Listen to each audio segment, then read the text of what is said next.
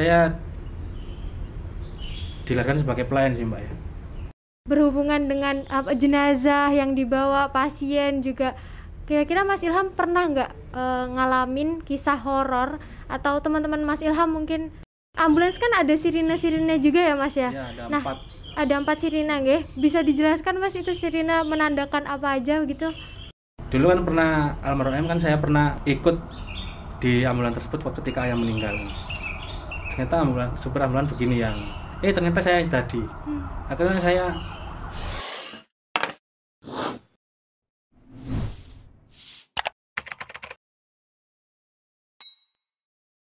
Kring, this is Lingua Talk speaking. Nonton podcast tentunya di Lingua. Selamat datang di Lingua Talks episode 2.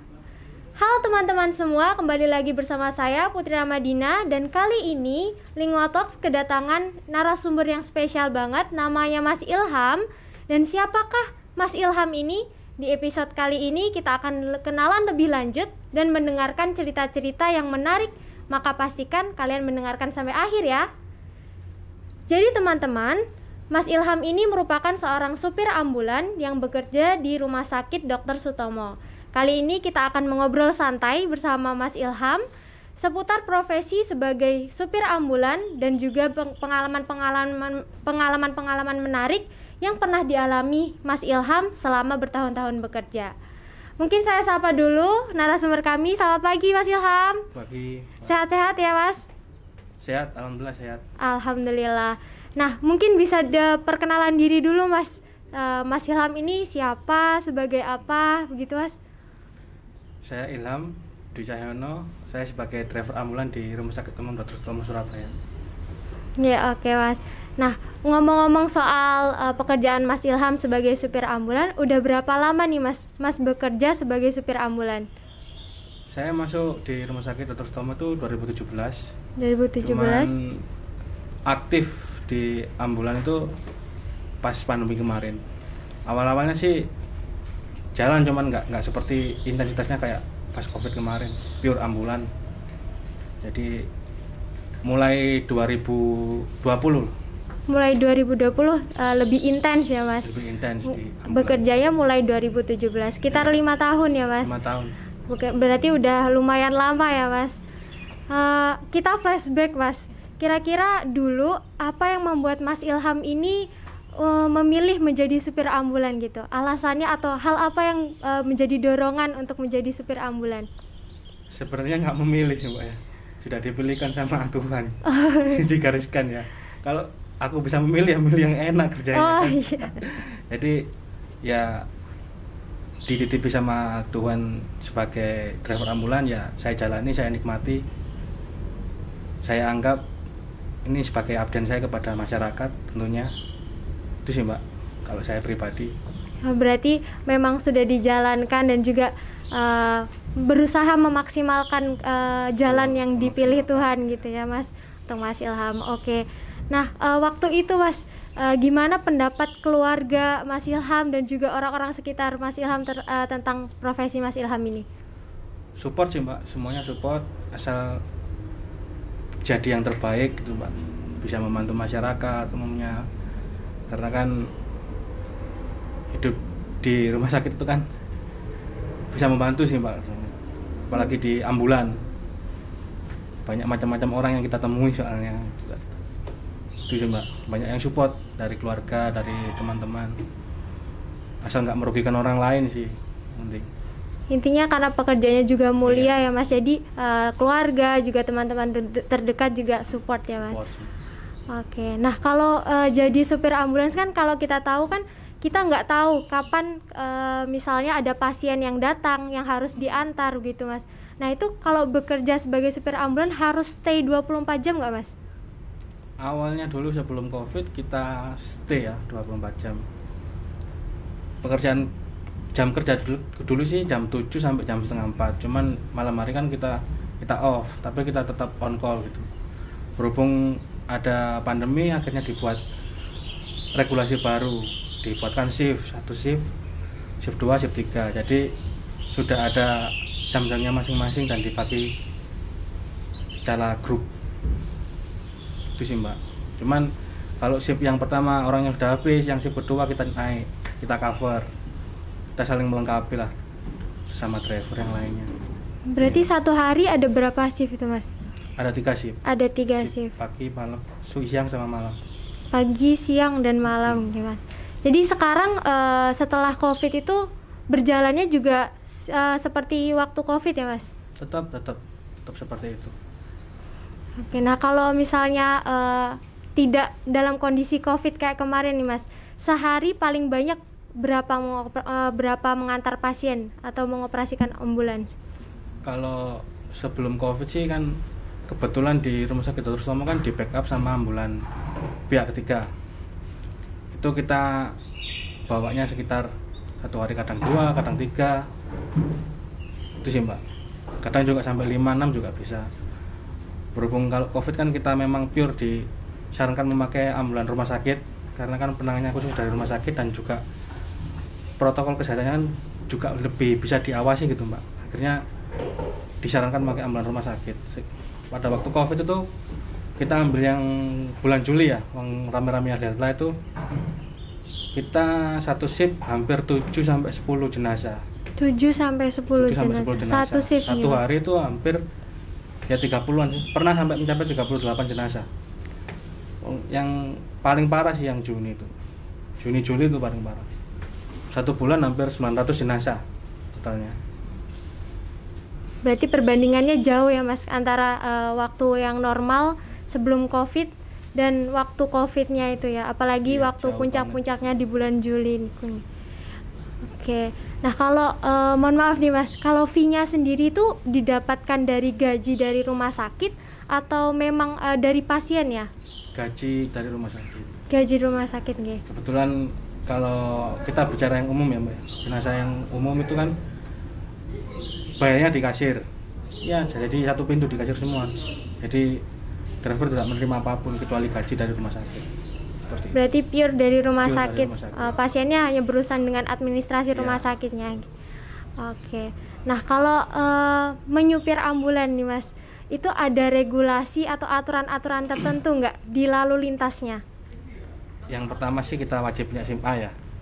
SIM A itu wajib. Terus dari rumah sakit sendiri dibekali sendiri dengan BPGD, dengan BLS. Ya diwajibkan sih kalau di rumah sakit ya Mbak ya. Seperti itu sih Mbak. Berarti seorang supir ambulan tuh juga harus punya keterampilan PBGD gitu ya Mas. Kalau satu ambulan tuh biasanya ada satu supir ambulan atau ada temannya lagi Mas? Tenaga kesehatan perawat lain atau dokter mungkin? Kebetulan kita kan di mobil jenazah, khusus mobil jenazah saja. Jadi cuma ada driver saja. Driver saja. Iya. Oke, kalau yang darurat gitu ada nggak Mas?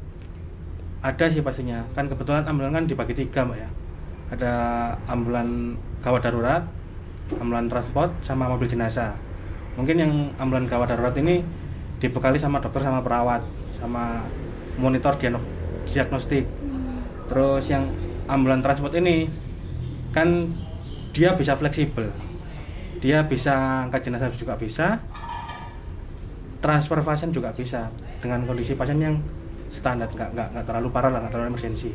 Kalau kebetulan kita ada di mobil jenazah, jadi cuma driver aja yang di di mobil. Di mobil. Okay.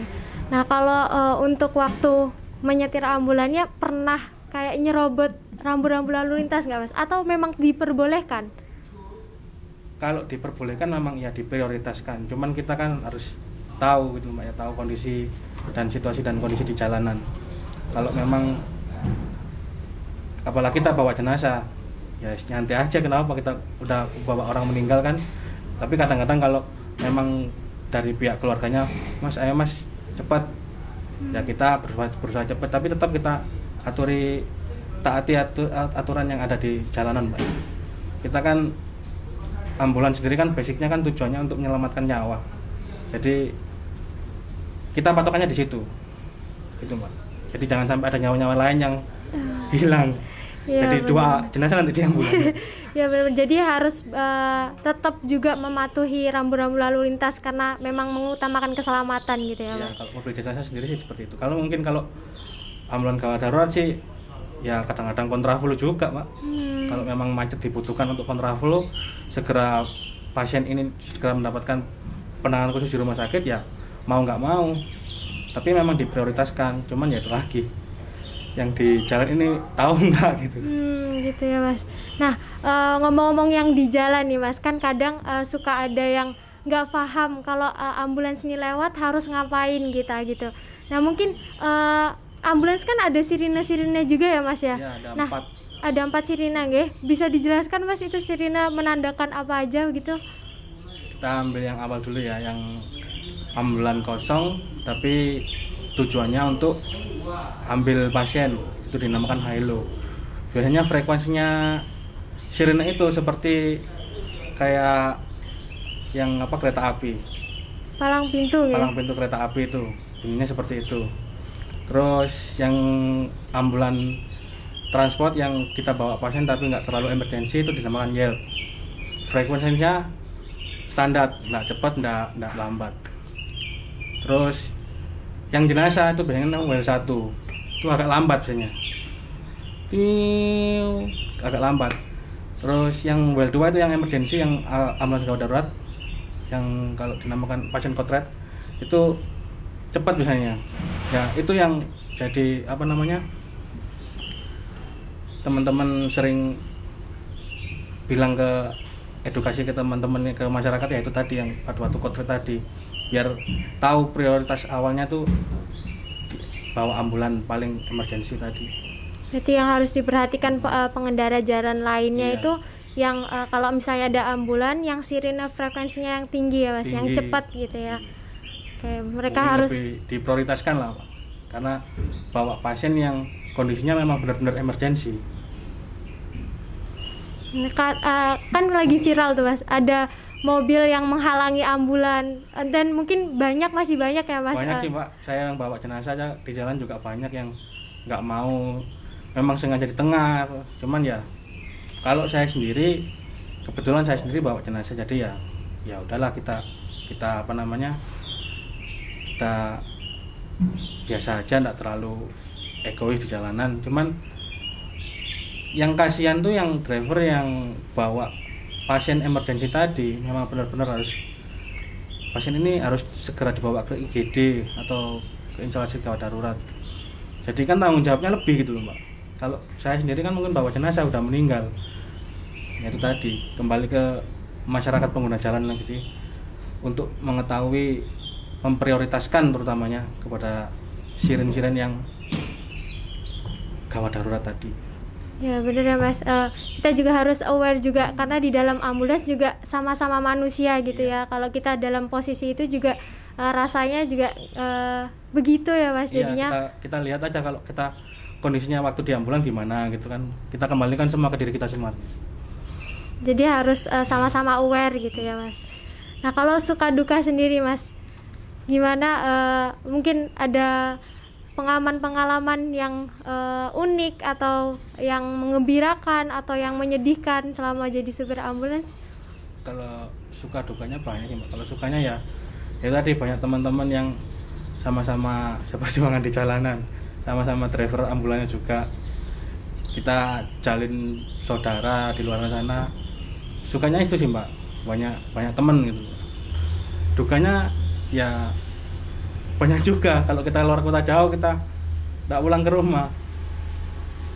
rumah, cuman ya kita ambil happy aja sih Mbak. Memang pekerjaan kita seperti ini, ya dinikmati saja, meskipun itu sebagai duka kita. Kembali disyukuri lah Mbak, dinikmati, itu sih kuncinya Mbak. Ya intinya sukanya ada, juga dukanya ada, yang penting dinikmati ya Mas. Namanya juga profesi gitu ya. Kalau ada nggak Mas cerita paling unik waktu misalnya ngantar jenazah atau ngantar pasien gitu? Unik?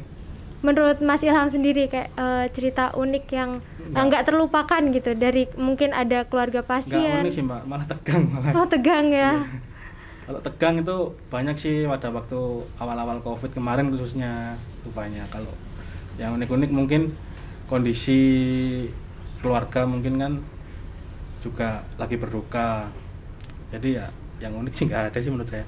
Cuman kalau tegang banyak, tegang bukan berarti tegang bawa ambulannya, tegang di kondisi di lapangannya gitu. Awal-awal COVID kan banyak yang nggak nerima di prokes kan Pak, nggak mau yang dipeti gitu kan. Banyak ditolak warga juga, banyak sih Mbak. Jadi itu faktor apa ya Mas? Kalau misalnya ditolak keluarga waktu COVID itu? Mungkin waktu awal-awal dulu infonya masih simpang siur, terus edukasi ke masyarakatnya juga kurang. Jadi akhirnya masyarakat yang ada di tempat itu tidak bisa nerima. Tapi kalau sekarang alhamdulillah sudah nerima semua kok Mbak. Sudah berjalan seperti yang dianjurkan pemerintah juga berjalan. Kalau awal-awal dulu sih memang susah. Kita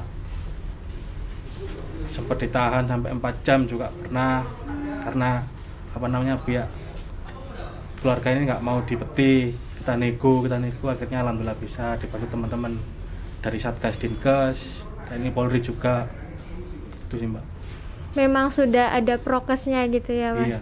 Untuk itu. Jadi keluarga juga, masyarakat juga harus memahami gitu ya. Iya. Harus saling memahami juga. Kalau misalnya waktu nganter jenazah nih Mas, ada pengalaman pernah nyasar nggak? Atau gimana cari-cari jalan? Harus hafal nggak jalan itu? Kebetulan kalau di jenazah kan ada keluarganya sih. Jadi ada yang nunjukin jalan. Pernah sih Mbak waktu bawa COVID dulu. Kalau COVID dulu kan ndak kadang-kadang kalau yang di daerah-daerah kan yang satgasnya nggak ada di tempat kan, apalagi malam-malam kayak pernah sih Mbak. Cuman ya kita koordinasi ke keluarganya lagi, kita di sini dijemput gitu. Pernah juga. Cuman nggak terlalu sering. Alhamdulillah sekarang kan juga kebantu dengan Google Map. Yang terutama apalagi kalau di luar kota itu kita ngeling sama yang di luar kota sana. Jadi kita sama-sama ambulan, driver ambulan ya. Katakan kita kirim ke Banyuwangi. Kita sebelum berangkat kita foto alamat lengkapnya atau kita share alamat lengkapnya. Kadang-kadang teman Banyuwangi ini yang bantu untuk cari, baru mengabarkan Sherlock ke kita. Atau kadang-kadang didampingi kita. Itu sih Mbak. Jadi solidaritasnya sangat tinggi ya Mas. Itu Alhamdulillah sangat tinggi sekali. Antar supir ambulan di berbagai daerah juga gitu. Iya. Karena kita kan juga ada kayak komunitas gitu sih Mbak. Ya buat menjalin silaturahmi sih Mbak, terus kalau ada apa-apa di jalan kita dibantu, termasuk dari unit. Kalaupun kita yang bawa ambulan gawat darurat, semisal oksigennya mau habis, kita bisa ngeling ke yang wilayah setempat. Oksigen kita mau habis nih, kita gimana? Kita dibantu akhirnya sama rumah sakit yang di wilayah setempat itu. Itu sih Mbak, tujuannya seperti itu. Jadi memang harus saling membantu gitu ya. Iya. Karena memang sama kayak tenaga kesehatan yang lain ya Mas, nggak bisa berdiri sendiri sepenuhnya, berdiri sendiri, harus ada kerjasama antar tenaga kesehatan gitu ya. Nah, kalau waktu suasananya di dalam ambulans tadi kan lebih ada tegang gitu ya. Pernah nggak Mas Ilham tuh kebawa panik gitu, bawa ambulan, bawa pasiennya, bawa jenazah? Awal-awal jadi driver ambulan dulu sih panik Mbak. Karena kan kita kan ngoperasinya kan awal-awal kita bingung. Kondisi di sini kan ada sirine, kita bawa gini terus bawa setir, agak panik. Tapi setelah kelamaan ya biasa saja sih Mbak, sudah terbiasa mungkin. Cuman awal-awal dulu ya, panik. Awal-awal aja ya Mas. Kalau sekarang kan udah terbiasa, udah 5 tahun gitu ya. Nah kalau misalnya perasaan terbawa sampai nangis sama suasana di dalam ambulans kan, khususnya Mas Ilham kan bawa jenazah nggih, bawa jenazah dan ada keluarganya juga. Iya. Mungkin pernah ada pengalaman sampai terbawa hanyut suasana gitu Mas? Pernah sih Mbak, sekali kebetulan anak kecil dan waktu itu anak saya barusan lahir gitu. Usianya sama gitu. Akhirnya terbawa. Jadi harus benar-benar kuat juga ya Mas. Ya, jadi cuman ya, supir ambulan. Tugas kita kan nggak cuman nyetir ambulan ya Mbak. Tugas kita juga edukasi ke keluarga, terus intinya ngomong keluarga yang sedang bersusah, sedang berduka. Seperti itu sih Mbak. ada tanggung jawab moral juga nggih Mas. Oke. Nah kalau waktu COVID kemarin Mas, ada perasaan takut tertular nggak? Awal-awal pada bulan April tuh, Maret April tuh takut sih, apalagi pada waktu itu istri saya baru lahiran anak pertama. Terus juga rame-ramenya COVID awal-awal juga itu. Takut sih pertamanya, cuman selama 1 bulan nggak pulang, nggak ketemu anak, akhirnya memberanikan diri. Dan yang kedua, ada hikmahnya juga sih COVID ini Mbak. Kita merubah yang kita nggak aware tentang lingkungan kesehatan, akhirnya kita lebih perhatian gitu loh Mbak tentang kesehatan. Yang pertama mencuci tangan sih Mbak ya. Kalau dulu sebelum COVID kan kita sepelekan sih Mbak. Kalau sekarang kan kita akhirnya lebih perhatian pada diri kita sendiri khususnya. Iya, oke Mas. Jadi banyak hikmah yang bisa diambil dari pandemi COVID nggih. Banyak. Dari shift ambulan juga mungkin ya, sekarang lebih teratur gitu ya. Lebih administrasi juga lebih tertata gitu nggih. Dari diri supir ambulansnya, terus tenaga kesehatannya dan pasiennya juga lebih aware kesehatannya sendiri nggih. Jadi banyak hikmah dari pandemi COVID. Nah kalau pernah nggak mengalami gangguan ibadah kalau misalnya lagi mengantar jenazah gitu Mas? Kalau misalnya perjalanan jauh, kemarin sempat dengar nganter ke Tegal juga. Nah itu kalau misalnya mau ibadah di stop atau gimana Mas? Nggak masalah sih Mbak, asal bawa kita selagi nggak pakai APD sih Mbak ya. Waktu luar kota jauh kan kita nggak pakai APD nggak apa-apa, kita juga bersetujuan kepada keluarga. Kalau memang keluarga mengizinkan ya kita berhenti untuk beribadah. Kalau memang keluarga tidak mengizinkan, ingin lekas jenazah ini segera dibawa pulang, ya kita bawa pulang, nggak berhenti. Semua kita tergantung sama keluarga sih. Makanya kita tadi kan bukan hanya nyetir ambulans saja, kita ngomong keluarga juga. Kita turuti apa yang dimau. Kadang-kadang kita nggak mau berhenti, pihak keluarganya Mas berhenti di sini Mas, mau gitu. Ya kita turuti gitu. Apa yang diinginkan sama keluarga ini. Kita juga kan sebagai pelayan sih Mbak ya. Makanya kita layani apa yang dimaukan sama keluarga gitu tadi.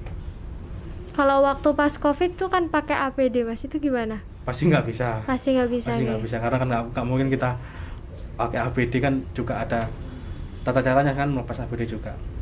Itu sih Mbak. Tapi ada keberuntungannya, untungnya ada shift itu nggih. Ya, jadi ada istirahatnya lebih banyak. Okay. Oke, kalau misalnya cerita-cerita horor Mas, kan ambulans sih kesannya kayak serem gitu. Berhubungan dengan jenazah yang dibawa, pasien juga. Kira-kira Mas Ilham pernah nggak ngalamin kisah horor, atau teman-teman Mas Ilham mungkin? Kalau saya sih nggak pernah sih Mbak. Kalau mungkin teman-teman sih ada yang 1-2 orang sih ada aja, cuman cerita pastinya saya nggak tahu. Cuman ya ada aja lah cerita-cerita mereka yang cerita horor. Kalau alhamdulillah saya sendiri nggak pernah sih Mbak, karena mungkin sudah karena keterbiasaan sih ya. Jadi pikiran ke hal-hal mistis itu nggak ada. Kita kebiasaan ya udah kita yang bawa jenazah. Akhirnya hal-hal mistis itu tuh sirna sendiri gitu loh Mbak. Kita ke bawah happy di jalan, kita nikmati di jalan. Akhirnya hal-hal yang seperti itu nggak ada. Mungkin kalau dari teman-teman yang lain, dari driver yang lain mungkin ada sih Mbak, ada juga. Cuman untuk khususnya saya pribadi nggak ada. Jadi lebih kayak nggak bisa mikir ke hal situ ya. Jadi fokus ke kerjaan gitu ya. Fokus ke jalan terutama. Fokus ke jalan. Oke, nah kalau supir ambulans itu seberapa dekat sama dokter, perawat gitu Mas? Gimana relasinya antara dokter, perawat juga supir ambulans tuh saling sosialisasi, terus komunikasinya gimana? Ya pasti Mbak ya, apalagi yang teman-teman yang ada di AGD itu kan juga pasti Mas, ini alat-alat yang harus disiapkan, ini instrumen-instrumen yang harus disiapkan, kan pasti dari instruksi dari dokter juga Mbak. Kita kan nggak berani mengambil keputusan sendiri. Yang pasti juga ada dokter yang bertanggung jawab tadi. Jadi dari teman-teman perawat juga kan, Mas ini seperti ini, Mas ini surat administrasinya seperti ini kurang ini. Berkoordinasi semuanya Mbak. Jadi saling melengkapi. nggak hanya driver saja, nggak ada perawat saja, nggak ada rekam medis saja, nggak ada dokter saja. Jadi semuanya saling melengkapi, Mbak. Sama kayak tadi ya Mas, saling melengkapi antara supir ambulan, juga tenaga kesehatan yang lain, dokter, perawat, semuanya nggih Mas. Kita pun salah juga diingatkan, terus ada yang kurang juga diingatkan, itu pasti Mbak. Jadi terus berkoordinasi, berkomunikasi pasti. Oke. Nah, ini 2 pertanyaan terakhir nih Mas. Yang pertama, apa yang memotivasi Mas Ilham ini untuk setia bekerja sebagai supir ambulan? Yang memotivasi saya dilahirkan sebagai pelayan sih Mbak ya. Jadi sebisa mungkin saya bisa memanfaatkan hidup saya ini untuk melayani orang. Itu aja sih Mbak. Karena mungkin ada kelas baliknya, ini ceritanya sama almarhum ayah dulu. Dulu kan pernah almarhum ayah kan saya pernah